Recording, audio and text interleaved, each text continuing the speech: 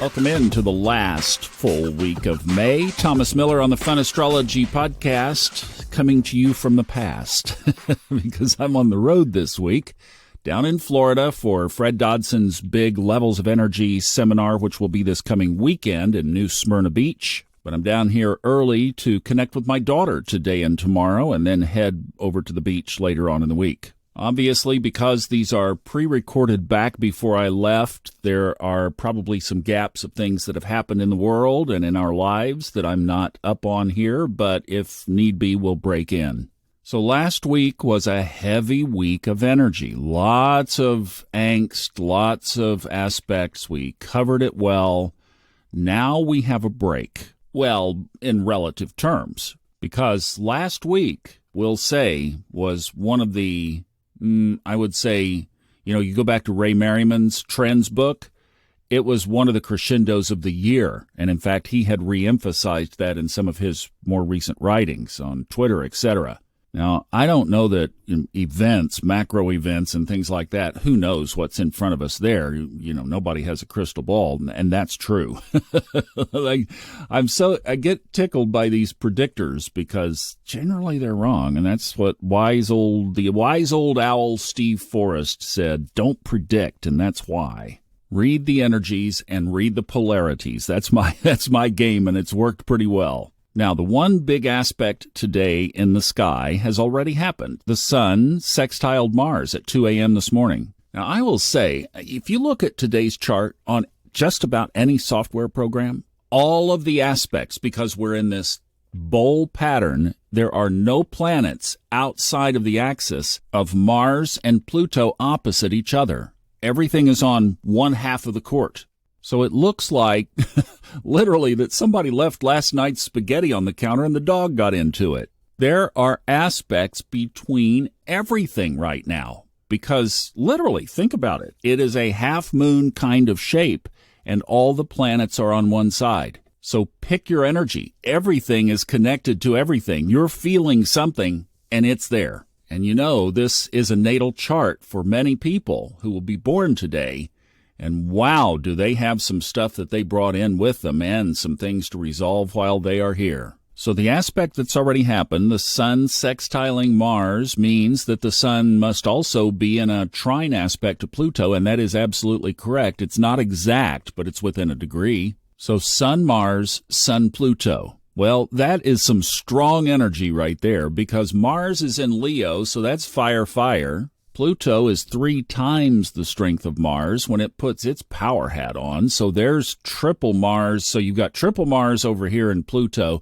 Mars by itself in fire, that's at least double Mars, and the sun is fire. And then everything is connected to everything else. And boy, is there ever a call to be on the higher timeline side of this energy, it would be now. Because if you went to the shadow sides of Pluto and Mars and connected them so closely to the sun, even with positive aspects, if your consciousness is out of whack, oi!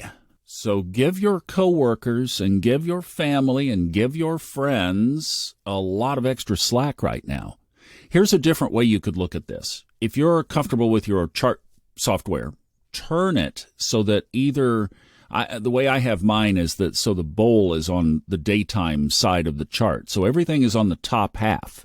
You get a very interesting perspective because it almost looks like a mushroom. It really does. Because the south node is down there at the bottom of the chart, right there at the nadir, the cusp of the 4th house. The rest of it looks like an umbrella. You can really get the canopy idea that we're talking about here. And you'll see that big grand trine in the chart right now, too, between the south node, Saturn, and the moon. So there is a universal, conscious, karmic connection going on in the sky right now. Yes, the moon moves off quickly and that breaks apart, but the message is still there. We're reading the sky today, so we're catching that message, as fleeting as it may be. Now, let me mention this one other aspect, and then we'll kind of wrap this up for today. Tomorrow morning, really early, at 1:12 a.m. Eastern Time. So for a lot of you in the country, that's going to be before midnight tonight. Mars squares Jupiter. Now, that is another one that we should pick out.